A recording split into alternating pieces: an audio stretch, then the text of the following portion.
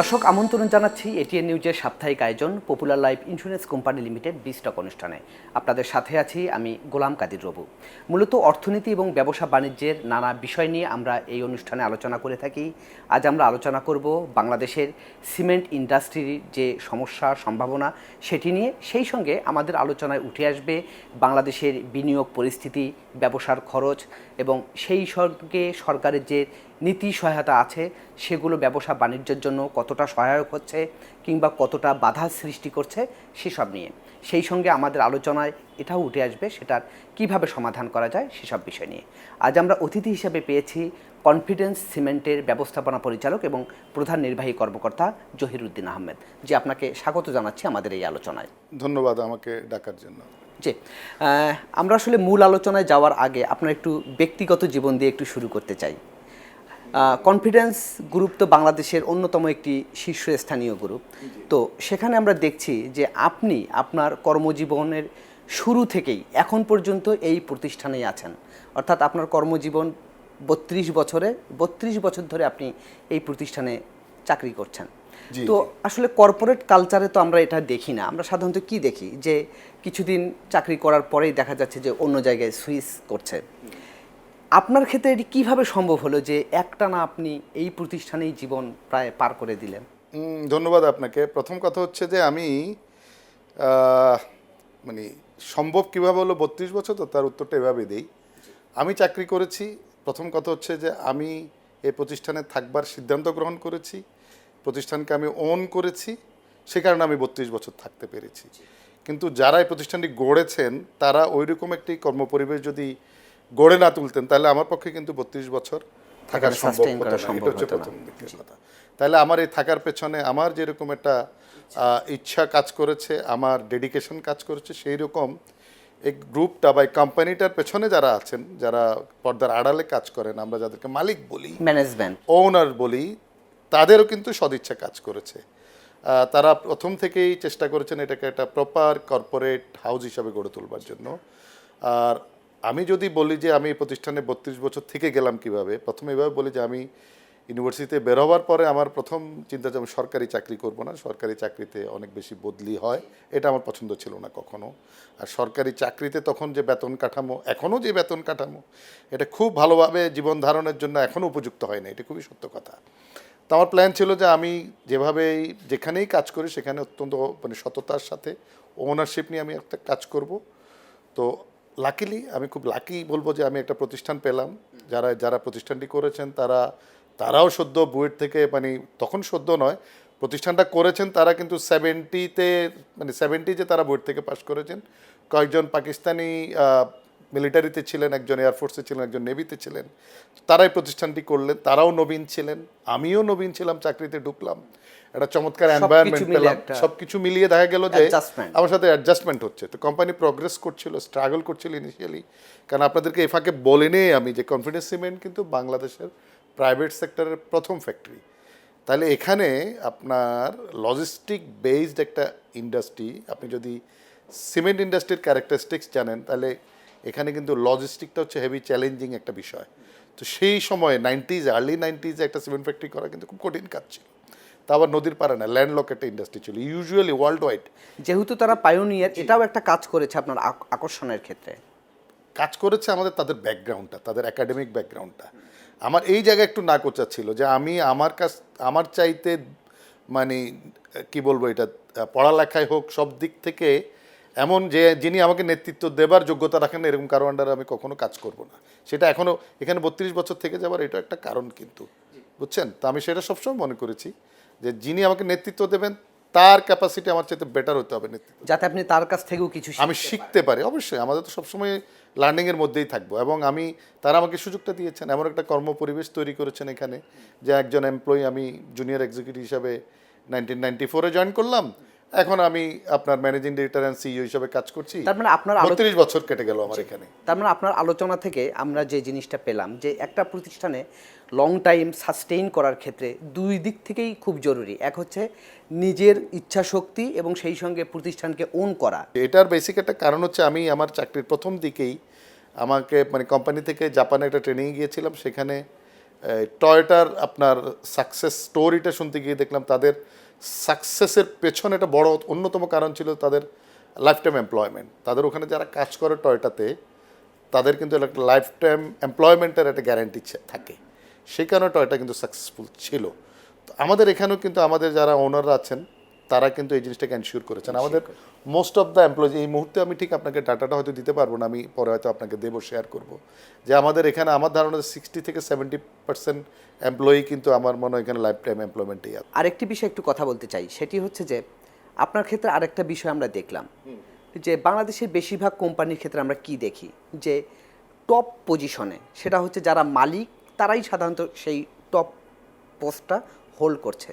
কিন্তু কনফিডেন্স গ্রুপের ক্ষেত্রে আমরা দেখলাম যে আপনি তার একটা কনসার্নে আপনি এখানে আছেন সিমেন্টের শীর্ষ পদে, তো এখানে আপনি এমপ্লয়ি থেকে এই শীর্ষ পদটি হোল্ড করলেন। এটা তো বাংলাদেশের খুব বেশি কোম্পানির ক্ষেত্রে দেখা যায় না। এটাকে আপনি কিভাবে দেখছেন বা এটাকে আপনি এটা কিভাবে এটা তো এনজয় আমি খুব করছেন? ইতিবাচকভাবেই দেখি, এবং এই প্রফেশনালিজমটা যদি থাকে, এই পেশাদারিত্বতা যদি মানে মালিক পক্ষ যারা আলটিমেটলি তো তারা এই প্রতিষ্ঠানটার ওনার, যেমন সমস্ত লায়াবিলিটিসও তাদের। আমরা তো শুধু সফলতা দেখি, আমরা দেখছি যে তিনি একটা প্রতিষ্ঠান করেছেন, অনেক টাকা আয় করছেন, অনেক অর্জন আছে তার, কিন্তু তার যে মানে লায়াবিলিটিসটা, তার টোটাল এমপ্লয়ীদের মানে আপনার তাদের মাসের শেষে বেতন দেওয়া থেকে শুরু করে একটা প্রতিষ্ঠানে যে পরিমাণ ঋণ আছে তার উপরে চ্যালেঞ্জেসগুলো, প্রেজেন্ট যে চ্যালেঞ্জগুলো, পোটেনশিয়াল যে ফিউচার যে চ্যালেঞ্জেসগুলো, ঋণ পরিশোধ করার কম্পিটিশনের যে চ্যালেঞ্জেসগুলো, সবগুলো কিন্তু আলটিমেটলি কিন্তু মালিকপক্ষকেই নিতে হয়। আলটিমেট লাইবিলিটিসটা কিন্তু তারই। জি জি জি। মালিকপক্ষ যদি, এটা আমি বলি সবসময় আমার অভিজ্ঞতা থেকে, প্রফেশনালিজমটাকে যদি এনশিওর করতে পারেন, ট্রান্সপারেন্সিটা যদি এনশিওর করতে পারেন, এবং তারা যদি চান, সিদ্ধান্ত গ্রহণ করেন যে আমি থাকবো, বিহাইন্ড দ্য কার্টেন থাকবো, আমি সবই দেখবো, আমি পরিচালকের ভূমিকায় থাকবো। মঞ্চের নাটক হয় না, পরিচালকের হাতে কিন্তু সব থাকে। অ্যাক্টর অ্যাক্ট্রেসরা কিন্তু শুধু অভিনয়টা করে যান। সিনেমা যে হয় না, আপনাদের টেলিভিশন নাটক হয় না, ঠিক ওই রকম আমরা যারা আছি কিন্তু আমরা অভিনেতা অভিনেত্রীর ভূমিকায় আছি, কিন্তু মালিক পক্ষকে পেছনে পরিচালকের ভূমিকায় থাকতে হবে। তাহলে উনি কিন্তু আপনার প্যানোরামিক ভিউ থেকে দেখতে পারবেন কার কার ভুল হচ্ছে। মাঠে যেরকম ফুটবল খেলার সময় কোচ দেখেন যে কে কোথায় ভুল করছে, সেটিং রিসেটিংগুলো করতে পারেন। মালিক পক্ষ কিন্তু একই কাজটা করতে পারেন বিহাইন্ড দ্য কার্টেন যদি থাকেন। মালিক যদি নিজে ফিল্ডে খেলতে চলে আসেন, তাহলে তার পক্ষে ভুলগুলো আইডেন্টিফাই করে তার রেটিফিকেশন করা কিন্তু খুব একটা সহজ হয় না। আমাদের প্রতিষ্ঠানের যারা ওনার ছিলেন, আমাদের ফার্স্ট জেনারেশনের যারা ওনার ছিলেন, এখন তাদের সেকেন্ড জেনারেশন চলছে, তারা প্রথম সিদ্ধান্ত নিয়েছেন যে আমরা বিহাইন্ড দ্য কার্টেন থাকবো, আমরা মঞ্চের পেছনে থাকবো, প্রফেশনাল লোকরাই চালাবেন। আমাদের গ্রুপের মানে প্রধান দুইটা উইং আছে, একটা সিমেন্ট উইং আছে, আমাদের একটা পাওয়ার জেনারেশন, আমরা দুইজন প্রফেশনাল এমডি, কিন্তু দুজনই এই দুইটা প্রতিষ্ঠান কিন্তু চালাচ্ছি আমরা, ঠিক আছে। তো আলহামদুলিল্লাহ আপনাদের দোয়াতে আমরা মনে করছি খুব একটা খারাপ করছি না। কিন্তু ম্যানেজমেন্ট পরিচালনা করাটাও তো খুব কঠিন, সেটি আসলে কিভাবে করছেন? শুনেন, এই চ্যালেঞ্জটা সবসময়ই থাকবে। এই চ্যালেঞ্জটা আমি তো একদিনে আর ম্যানেজিং ডিরেক্টর বা সিইও হই না, দীর্ঘ অভিজ্ঞতার মধ্য দিয়ে গিয়েছি, আমি তো শিখেছি চ্যালেঞ্জেসগুলো। আমি মালিকদেরকে দেখেছি কাছের থেকে, তাদের ফিলসফিটা দেখি, তারা কি চাচ্ছেন, তারা কি ডেলিভারিটা আমাদের কাছ থেকে চাচ্ছেন, এবং তারা কি ফিলসফিটা আমাদের মধ্যে ইনকালকেট করেছেন, যেটাকে ধারণ করে আমরা এই প্রতিষ্ঠানটাকে এগিয়ে নিয়ে যাব, হ্যাঁ, সামনের দিকেই।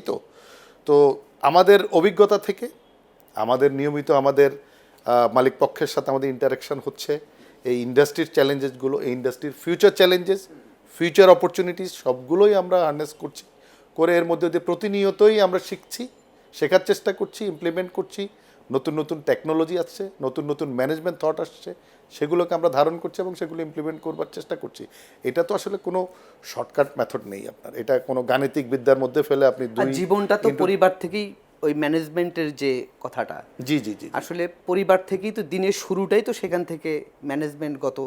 হ্যাঁ, আপনি যদি ইন্ডিভিজুয়াল ম্যানেজমেন্টের কথা ধরেন, যে আপনি ব্যক্তির একজন লিডার, তিনি তো একজন ব্যক্তি। তো আমি সবসময় একটা কথা বলি আমার কলিগদের সাথে, টিম মেম্বারদের সাথে, যে পৃথিবীর সবচেয়ে টাফেস্ট ম্যানেজমেন্ট হচ্ছে স্পাউস ম্যানেজমেন্ট। এই স্পাউস ম্যানেজমেন্টটা যদি, এটা শুনতে একটু দাম্পত্য ব্যবস্থাপনা, এটা আপনি ভালো বাংলা বলেছে, এটা যদি করা যায় তাহলে পৃথিবীর সব কিছুই করতে পারবেন। ওখানে এত চ্যালেঞ্জেস আসে প্রতিনিয়ত, হ্যাঁ, মানে কিছু অ্যাড্রেসেবল না, কিন্তু আপনাকে এর মধ্য দিয়েই কিন্তু বেঁচে থাকতে হবে, এবং এর মধ্য দিয়েই কিন্তু আপনাকে টেনে নিয়ে যেতে হবে, এর মধ্য দিয়েই কিন্তু চালিয়ে যেতে হবে। তো আমি সবসময় এটাই বলি যে আপনি যদি দাম্পত্য ব্যবস্থাপনা অর্থাৎ স্পাউস ম্যানেজমেন্ট যদি প্রপারলি করতে পারেন, তাহলে আপনার যে কোনো ম্যানেজমেন্ট তার আপনার মানে জন্য ওখানে করাটা সফল সহজ হতে হবে আগে। আপনার কনফিডেন্স সিমেন্ট সম্পর্কে একটু জানতে চাই। সেটি হচ্ছে যে একটা সময় তো আমরা বাংলাদেশে দেখেছি যে এটা একটা আমদানি নির্ভর ছিল, কিংবা খুব বেশি শিল্প কলকারখানা বিশেষ করে সিমেন্টের ক্ষেত্রে ইনভেস্টমেন্টটা এত ছিল না। এখন তো অনেক কারখানা হয়েছে এবং অনেক ক্ষেত্রে বাংলাদেশ তো সিমেন্ট রপ্তানিও করছে। কিন্তু আপনার কাছে আমার একটু প্রশ্ন যে বাংলাদেশ সিমেন্ট উৎপাদন চাহিদা এবং সরবরাহের ক্ষেত্রে কতখানি আসলে স্বাবলম্বী আমরা হতে পারলাম?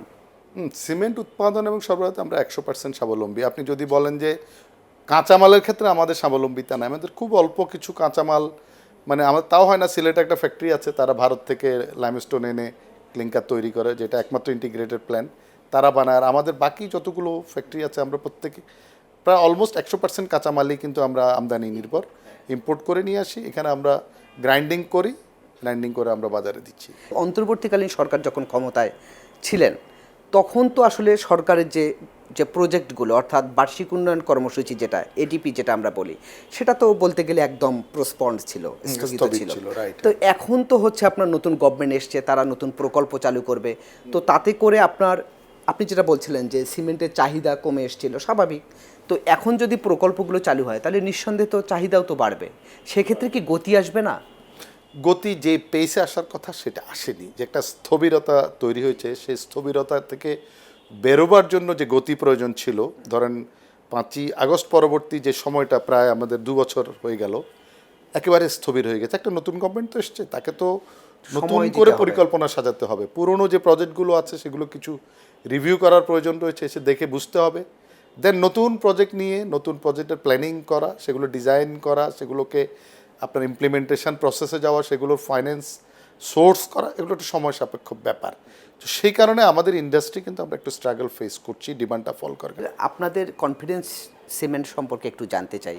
আপনাদের তো দুটো আমাদের আমাদের চিটং এবং ঢাকায় দুটো প্ল্যান্ট আছে, দুটো মিলিয়ে আমাদের ধরেন 3 মিলিয়ন টনের একটা ক্যাপাসিটি আছে আমাদের।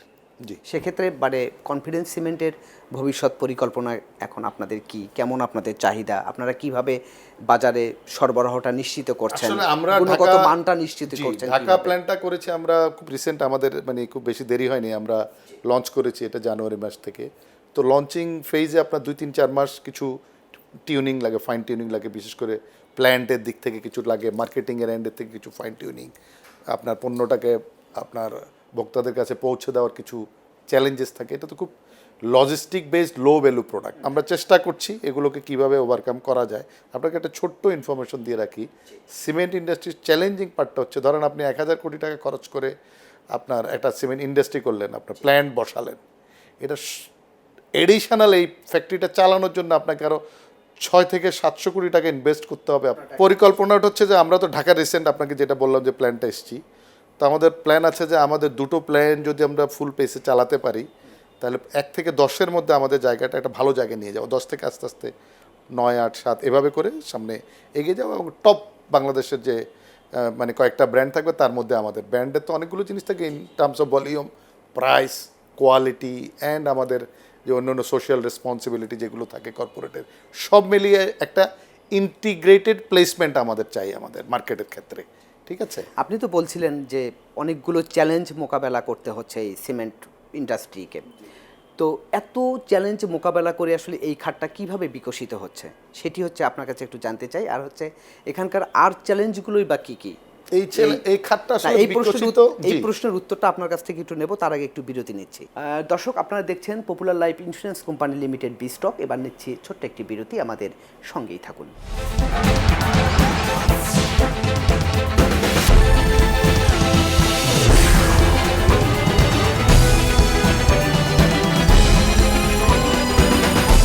দর্শক, বিরতির পর আমরা আবারও ফিরে এলাম popular life insurance company limited B stock অনুষ্ঠানে। আজ আমরা আলোচনা করছি বাংলাদেশের সিমেন্ট ইন্ডাস্ট্রি নিয়ে, সেই সঙ্গে বাংলাদেশের বিনিয়োগ পরিস্থিতি এবং ব্যবসা বাণিজ্যের করার ক্ষেত্রে যে বাড়তি খরচ, সেসব নানা বিষয় নিয়ে। আমরা অতিথি হিসেবে পেয়েছি কনফিডেন্স সিমেন্টের ব্যবস্থাপনা পরিচালক এবং প্রধান নির্বাহী কর্মকর্তা জনাব জহিরুদ্দিন আহমেদ, যে আপনাকে আরেকবার স্বাগত জানাচ্ছি আলোচনায়। যে বিরতির আগে আপনার কাছে আমি একটা প্রশ্ন করেছিলাম, সেটি হচ্ছে যে আপনি নানা চ্যালেঞ্জের কথা বলছিলেন, যে অনেক চ্যালেঞ্জ মোকাবেলা করে এই সেক্টরটা বিকশিত হচ্ছে। তো আপনি একটু বলবেন যে চ্যালেঞ্জগুলো আসলে কি সেটি, এবং এই চ্যালেঞ্জ মোকাবেলা করে কিভাবে আসলে আপনারা ব্যবসা করছেন। এই ইন্ডাস্ট্রির প্রধান চ্যালেঞ্জ যেটা হচ্ছে যে আমাদের ওভার ক্যাপাসিটি। আমাদের অ্যাজ এ হোল এই মুহূর্তে ইনস্টলড ক্যাপাসিটি আছে প্রায় 8-8.5 কোটি টনের মতো এই মুহূর্তে। সামনে আরও কিছু কোম্পানি আসছে, তার মধ্যে ধরেন 50% 55% ক্যাপাসিটি ইউটিলাইজেশন হচ্ছে। 55% ঠিক সেভাবে হয় না, আমার ধারণা যে 50% বা তার তার মানে কাছাকাছি। সক্ষমতার অনেকখানি কম। বেসিক্যালি আমাদের যেহেতু ওভার সাপ্লাইড মার্কেটে আপনার ধরেন 50%-এর আশেপাশে ক্যাপাসিটিতে রান করছে, সেক্ষেত্রে এই বায়াররা কিন্তু প্রাইসটা ডোমিনেট করে।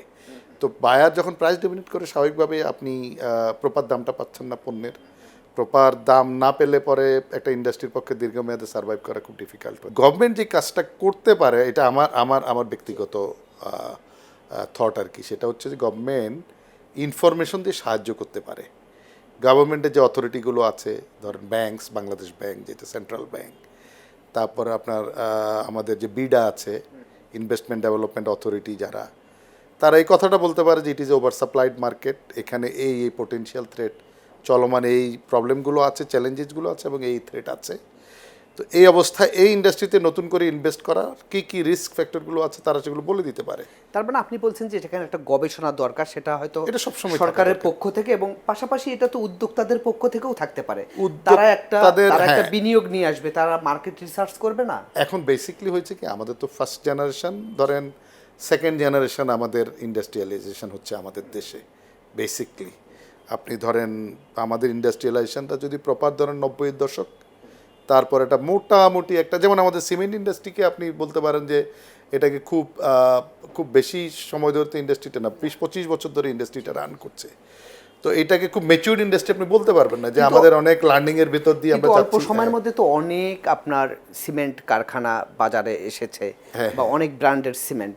তো আপনার কাছে একটু জানতে চাই, সেক্ষেত্রে কনফিডেন্স সিমেন্টটা একজন কাস্টমার হিসেবে আমি আসলে এটাকে কেন বেছে নেব? আপনাদের অন্য সিমেন্টের যদি আমি তুলনা করি অন্য সিমেন্টের সঙ্গে, সেক্ষেত্রে আপনাদের স্বতন্ত্রতা কি, আসলে পার্থক্যের জায়গাটা আসলে কি? আচ্ছা, এটা একটা ভালো প্রশ্ন করেছেন যে সিমেন্ট ইন্ডাস্ট্রির কোয়ালিটি বিষয়টাকে, মানে আমার সাধারণ যারা ভোক্তা আছেন, আমার এক্সপিরিয়েন্স থেকে আমি বলছি, তারা পারসেপশন বেসড একটা কোয়ালিটি প্যারামিটার দাঁড় করান, যে অমুক সিমেন্ট ভালো, অমুক সিমেন্টটা খারাপ, এই সিমেন্টটা ভালো তো এই সিমেন্টটা খারাপ, একটা পারসেপশন তৈরি হয়। এটা তো আসলে একটা নির্দিষ্ট আপনার ইঞ্জিনিয়ারিং আছে। হ্যাঁ, এটা আপনার ধরেন বিভিন্ন প্রতিষ্ঠান আছে, তারা এটার রেগুলার ইন্টারভেলে আপনার এগুলোর কোয়ালিটি তারা চেক করে, কোয়ালিটি নিশ্চিত করার জন্য যা যা করা দরকার তারা করে।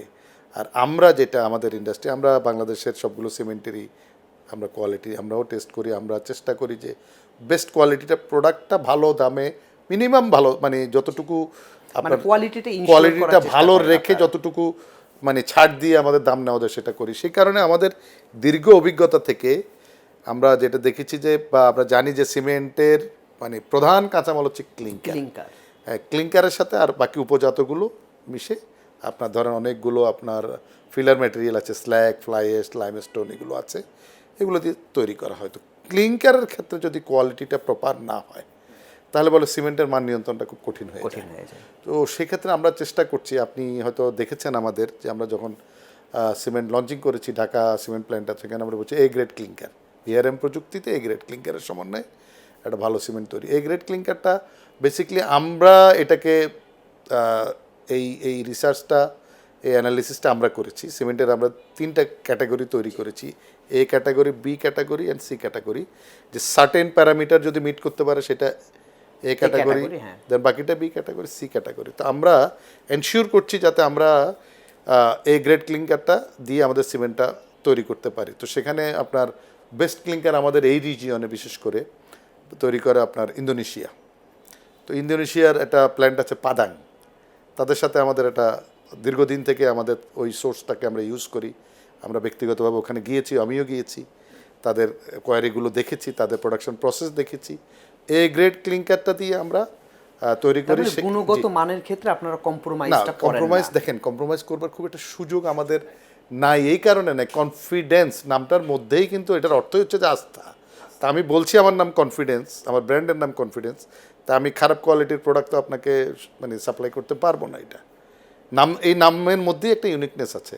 আপনার এই নাম যারা দিয়েছেন আমাদের যারা ওনার আছে তাদের ফিলোসফিটা এই নাম দেওয়ার মধ্য দিয়ে কিন্তু বোঝা যায়। তাদের উইলনেসটা, গুড উইলনেসটাও এটার মধ্যে দিয়ে ফুটে ওঠে। যে আমরা বলছি যে আমাদের ট্যাগলাইন কি, আস্থা রাখুন, কনফিডেন্স সিমেন্ট আস্থা রাখুন। আস্থা রাখুন। আস্থার জায়গাটাকে আমরা মানে এনশিওর করার জন্য যা যা করা দরকার প্রোডাক্ট কোয়ালিটির ক্ষেত্রে অ্যান্ড সার্ভিস কোয়ালিটি আমরা দুটোকে এনশিওর করবার চেষ্টা করছি। আরেকটি বিষয় একটু জানতে চাই, পরের কথা বললেন তো, এখন তো এই যে মধ্যপ্রাচ্য সংকট চলছে, জি জি জি। তো এই সংকটের ফলে যেহেতু সিমেন্ট উৎপাদন করতে হিউজ পরিমাণ গ্যাস, বিদ্যুৎ এগুলো লাগে, আমার আলোচনার মধ্য দিয়ে আসলে নানান রকমের চ্যালেঞ্জের কথা আপনি বললেন এবং তুলে ধরলেন। সেক্ষেত্রে আপনার কাছে একটু জানতে চাই, আপনি তো যে সমস্ত চ্যালেঞ্জের কথা বললেন সেগুলো তো আছেই, পাশাপাশি বাংলাদেশে এখন আমরা যেটি দেখছি যে হাই ইন্টারেস্ট রেট ডাবল ডিজিটে চলে গেছে, সেটি একদিকে যেহেতু উচ্চ সুদের হার, আপনাদের প্রোডাকশন কস্ট বাড়ছে, অন্যদিকে ইনফ্লেশন, মানুষের ক্রয় ক্ষমতা কমে যাচ্ছে। তো এই যে দুই সংকটকে আসলে কিভাবে অ্যাডজাস্ট করে আসলে বাংলাদেশে ব্যবসা বাণিজ্য কিংবা আপনাদের সেক্টর মানে এখন টিকে আছে বা টেকার লড়াইটা করছে, সে সম্পর্কে একটু আপনার কাছে জানবো। তবে তার আগে নিচ্ছে একটু বিরতির পরে এসে আপনার কাছে উত্তরটা জানতে চাইবো। যে দর্শক, আপনারা দেখছেন popular life insurance company limited বিস্টক। এবার নিচ্ছে আরেকটি বিরতি, আমাদের সঙ্গেই থাকুন।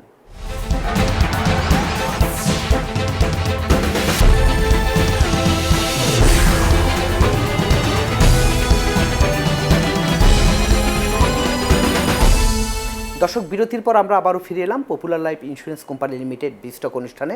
আজ আমাদের সঙ্গে অতিথি হিসেবে আছেন কনফিডেন্স সিমেন্টের প্রধান নির্বাহী কর্মকর্তা এবং একই সঙ্গে ব্যবস্থাপনা পরিচালকের দায়িত্বে আছেন জনাব জহিরুদ্দিন আহমেদ।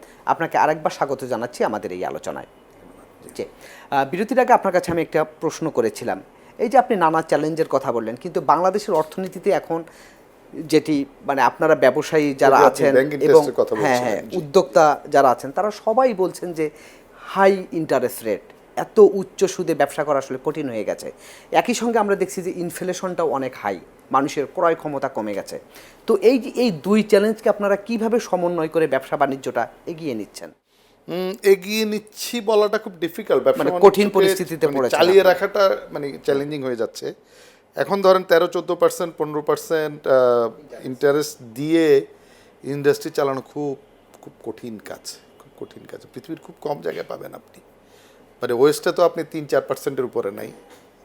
মাঝামাঝি জায়গায় যেগুলো আছে, যেসব দেশগুলো আছে 8-9%, ভারতের মতো জায়গায় 8-9%, 10% যারা আছে তারা এই ইন্টারেস্টটা নিচ্ছে। কিন্তু আমাদের অনেকগুলো চ্যালেঞ্জ আছে। দেখেন, ইনফ্লেশন ইজ ভেরি হাই। আমাদের ধরেন প্রায় এটা 8-8.5-9 নেমে এসেছিলো, এটা আবার ফোরকাস্ট করছে 10-12-তে উঠে যেতে পারে, এই যুদ্ধের যে ইরান এবং আমেরিকা যুদ্ধের একটা প্রভাবের কারণে, ইম্প্যাক্টের কারণে। এইটাকে অ্যাড্রেস করতে হলে আপনার তো একটা দীর্ঘমেয়াদী পরিকল্পনা, আপনি তো ইমিডিয়েটলি ইন্টারেস্ট রেট কমাতে পারবেন না।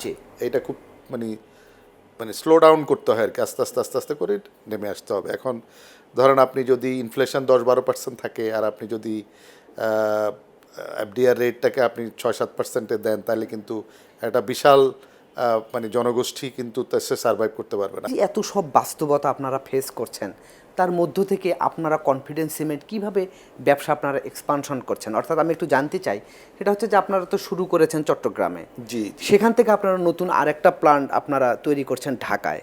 এটা আমরা করেছি, আসলে এটা আমরা প্ল্যান করা ছিল করোনার আগে।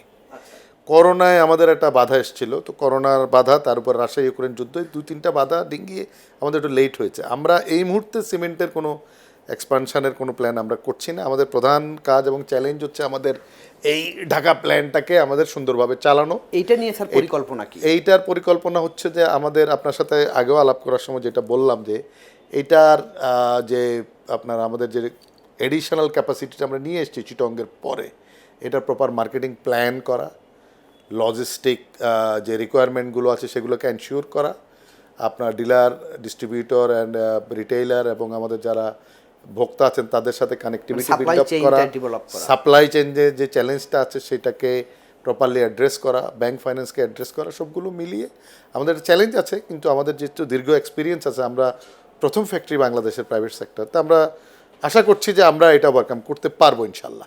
চ্যালেঞ্জ থাকেই, আমাদের দেশের তো ব্যবসা করা আরও চ্যালেঞ্জিং। একটা বিষয় আপনার কাছে জানতে চাই, এই যে আপনি যেটা বলছিলেন যে সিমেন্টের তো আসলে মূল যে উপাদান বা কাঁচামাল ক্লিংকার, এটা তো আপনাদের ইম্পোর্ট করে আনতে হয়, এবং এই ইম্পোর্ট মূল্যের উপরেই হয়তো পরবর্তীতে দেখা যায় যে সিমেন্টের কোয়ালিটিটা কেমন হবে কিংবা সিমেন্টের দামটা গ্রাহক পর্যায়ে কেমন হবে, এটা অনেকখানি নির্ভর করে এটার উপরেই।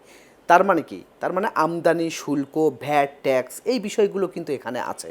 তো সামনে যেহেতু বাজেট আসছে, তো বাজেটের ক্ষেত্রে এই জায়গাতে কোনো কাঠামোগত কোনো পরিবর্তন আপনারা চান কিনা কিংবা হওয়া উচিত কিনা? দেখেন, আমাদের যতগুলো পণ্য আসে সরকারের, যেগুলোতে খুব এক্সচেকারে রেভিনিউ জেনারেট করে, তার মধ্যে একটা অন্যতম প্রধান খাত হচ্ছে কিন্তু সিমেন্ট শিল্প। জি। আমার মনে হয় সরকার তার যতগুলো খাত আছে, মানে সিঙ্গেল খাত থেকে রেভিনিউ কালেক্ট করে, তার মধ্যে অন্যতম এটা। আমাদের প্রায় 45% প্লাস ভ্যাট, ট্যাক্স, আপনি যা বলছেন শুল্ক মিলিয়ে, সব মিলিয়ে আর কি, আমদানি শুল্ক মিলিয়ে। তো এইটাতে যা হয় সেক্ষেত্রে হয় কি, একটা সার্টেন প্রোডাক্টের উপর যখন চাপ দেয় সরকার, তার সমস্ত কনসেন্ট্রেশন একটা প্রোডাক্টের উপরেই থাকে, তখন তার পক্ষে এগুলোর অ্যাডজাস্টমেন্ট দিতে গিয়ে খুব সমস্যায় পড়ে যায়। আমরা প্রত্যেকবারই আমরা তো শুল্ক দিতে হবে, আমরা ভ্যাট ট্যাক্স দিতে হবে, আদারওয়াইজ আপনি তো সরকার চালাতে পারবেন না। কিন্তু সরকারের যদি খাত বাড়ানো হয়, আমরা যেটা সবসময় বলছি যে আপনার আপনি রাজস্ব খাত বাড়ান, হ্যাঁ, সরকার সেভাবে পারছে না, সে জিনিসগুলো হয়ে উঠছে না। তো আমরা অনুরোধ জানাবো যে গ্র্যাজুয়ালি আমাদের, যে বিশেষ করে আমাদের একটা অগ্রিম কর যেটা নিয়ে নেয় 2%, যেটা একসময় 5% ছিল, আমরা এটা নিয়ে সবসময় বলে এসেছি, এআইটির কথা বলছি, এটি যেটা অ্যাডভান্স ট্যাক্স যেটা নিয়ে নেয় আপনার ইনকাম ট্যাক্স যেটা আর কি, এআইটি। তো এটা নিয়ে আমাদের সবসময় আপত্তি ছিল। আপনি আয়ই করলেন না, আপনার ইনকামই হলো না, তার আগে আপনি দিয়ে দিলেন। এবং উনি মানে শুল্ক বিভাগ একটা, আয়কর বিভাগটা অ্যান্টিসিপেট করলো যে আমার এত টাকা লাভ হবে, তার উপর আমি এত টাকা দিয়ে চলে আসলাম। আমরা বলছি আমাদের যে আমরা প্রফিট করলে তার উপর ট্যাক্স আমরা দিবই, কিন্তু আপনি যখন অ্যাডভান্সটা নিয়ে নিচ্ছেন তখন অ্যাডজাস্টমেন্টের একটা সুযোগ থাকা দরকার, এটা কি সেটা নাই। পৃথিবীর অন্যান্য দেশে কি আছে? আমার ধারণা নাই, সম্ভবত আমার ধারণা নাই, এটা থাকার কথা না, এটা থাকার কথা না। এটা কেন করেছেন আমরা জানি না। তো আমাদের ক্রমাগত আলোচনার মাধ্যমে আমরা এটাকে 5% থেকে এখন 2%-এ আমরা নামিয়ে আনতে সক্ষম হয়েছি। তা আমরা অনুরোধ করছি এনবিআরকে এবং সরকারের বিভিন্ন জায়গায় যে এটাকে শূন্য হারে নামিয়ে আনা। এবং আমরা অনুরোধ করছি যে ভ্যাটের হার নিয়েও কথা আছে, যে 15% ভ্যাট, ইটস এ ভেরি মানে হাই ভ্যাট। এটা আলটিমেটলি ভোক্তার উপরেই যাচ্ছে। ঠিক আছে, আমরা তো ভ্যাট ট্যাক্স দেওয়ার পরেই সার্টেন প্রফিটের একটা টার্গেট করব, বাট ভোক্তা যদি কম দামে পণ্যটা কিনতে পারে তাহলে সে ব্যবহারটা বাড়াবে। ভ্যাট তো ভোক্তাকেই দিতে হয়। কারেক্ট। আপনি ধরেন বাংলাদেশে পার ক্যাপিটা সিমেন্ট কনজাম্পশন হচ্ছে 200-210 কেজি, যেটা ওয়ার্ল্ড স্ট্যান্ডার্ড হচ্ছে 500 কেজি অ্যাভারেজ মাথা পিছু, যেখানে আফ্রিকার অনেকগুলো দেশে আছে আপনার 70 কেজি, আবার কোরিয়াতে, চায়নাতে পাবেন আপনি 1200-1300 ওই দিক কেজি। থেকে তো আমরা অনেক পিছিয়ে, অনেক পিছিয়ে। আমাদের অপরচুনিটি আছে। আমাদের তো, আপনার মেগা প্রজেক্ট বলছি, আসলে আমাদের তো কয়টা প্রজেক্ট হয়েছে আপনার, আপনি আমাদের বলেন। আমরা তো মেগা প্রজেক্ট এগুলোকে নাম দিয়েছি আসলে। আপনি কি এখনও ট্রেনে ঢাকা চিটংয়ের মধ্যে 250-300 কিলোমিটার দূরত্ব, আপনি 5-6 ঘন্টা লাগছে। তা আপনার তো মেগা প্রজেক্ট কী করে, আপনি কি দ্রুত, এর চাইতে তো আপনি দ্রুত যেতে চাইবেন। আপনি এটা দেশের প্রধান 2টা শহরের মধ্যে আপনি যাবেন তো 2 ঘন্টায় আপনি কানেক্ট করতে, তাহলে সেখানে আপনার হয়তো খুব দ্রুতগতির আপনার ট্রেন লাগবে। তো আমি যেটা বলছি, এটা আমি মানে অনেকবারই অনেক জায়গায় আমি বলবার চেষ্টা করেছি, ঢাকার সাথে অ্যাটলিস্ট আমাদের 8টা বিভাগের কানেক্টিভিটিটা অ্যাটলিস্ট 8 লেনের রাস্তা হওয়া উচিত, 8 লেনের ন্যূনতম, যাতে আপনি ঢাকার উপরে ভাসমান লোক, আমি এই অর্থে বলছি যে একটা লোক একটা কাজ করবার জন্য ঢাকায় আসছে, 2 ঘন্টা হয়তো তার কাজটা হয়ে যায়, সে চাইলে দিনে দিনে ফিরে যেতে পারে, কিন্তু তার ট্রাফিক মুভমেন্টের সমস্যার কারণে, ট্রাফিক জ্যামের কারণে তাকে ঢাকায় থেকে যেতে হচ্ছে। তাহলে কিন্তু ঢাকার উপরে সে অতিরিক্ত চাপ প্রয়োগ করছে। ডেলি হয়তো 10 থেকে 15 লাখ 20 লাখ লোক অতিরিক্ত ঢাকা শহরে ঢুকছে এবং তারা থেকে যাচ্ছে। তারা ইউটিলিটি কনজামশন করছে, এখানে বিদ্যুৎ খরচ করছে, পানি খরচ করছে, রাস্তায় তারা ভিড় তৈরি করছে, কিন্তু তারা চলে যেতে পারতো। তা আপনি যদি এই রাস্তাগুলো করেন, সেখানে যদি আপনি দেখবেন যে আমরা যে সবার অভিজ্ঞতা আছে, প্রতি বর্ষা মৌসুম শেষে আমাদের যে যোগাযোগ মন্ত্রী বলেছেন যে 3000 কোটি না কত টাকা লাগবে, সরি আমি ভুল বলছি, 3 লক্ষ কোটি টাকা লাগবে আপনার নতুন করে কার্পেটিং করতে। তার মানে স্যার আপনি যেটা বললেন যে সবগুলো বিভাগীয় শহরের সঙ্গে যদি কানেক্টিভিটিটা হাই হয়, তাহলে একদিকে মানে ফাস্টেস্ট মুভমেন্টটা আপনার এনশিওর হবে, যে তখন আর্থিক ক্ষতিও কিন্তু কমে আসবে। এইটা তো লাইফ লং হয়ে যাবে। আপনি যখন 8 লেনের রাস্তা করে দিবেন, আপনার দায়িত্ব, সরকারের দায়িত্ব হচ্ছে যে রাস্তা করে দেওয়া। এটা তো আপনাদের ইজ অফ ডুইং বিজনেসকেও কমাবে। খুবই খুবই খুবই। আপনি তখন ঢাকা শহরের লোক এসে, যিনি ধরেন ঢাকায় যদি 2 কোটি লোক বাস করে, আপনি যদি 8 লেনের রাস্তা করে দেন, আপনি ঢাকা শহর থেকে 50 কিলোমিটার রেডিয়াসের মধ্যে অনেকগুলো উপশহর গড়ে উঠবে, কারণ যেখানে ঢাকায় কাজ করা লোকগুলো কিন্তু বিকেল 5টার সময় আপনার কাজ করে কিন্তু সে ওইখানে বাড়িতে ফিরে যেতে পারবে, কম খরচে কিন্তু তার বাসস্থান তৈরি হবে। ঠিক আছে, সেখানে আপনি ভালো স্কুল করতে পারবেন, ভালো কলেজ করতে পারবেন, ভালো ইউনিভার্সিটি করতে পারবেন। স্যার, নতুন সরকারের প্রতি আপনার কোনো আহ্বান থাকবে কিনা? নতুন সরকার বলতে আমাদের ব্যাপক এক্সপেকটেশন থাকে। একটা নতুন সরকার আসলে আমরা একটা নতুন কিছু চাই। আমরা তো ধরেন অনেক চ্যালেঞ্জের মধ্যে দিয়ে যাই, অনেক চাওয়া থাকে, অনেক না পাওয়ার কষ্ট থাকে, বেদনা থাকে, অনেক এক্সপেকটেশন থাকে আমাদের।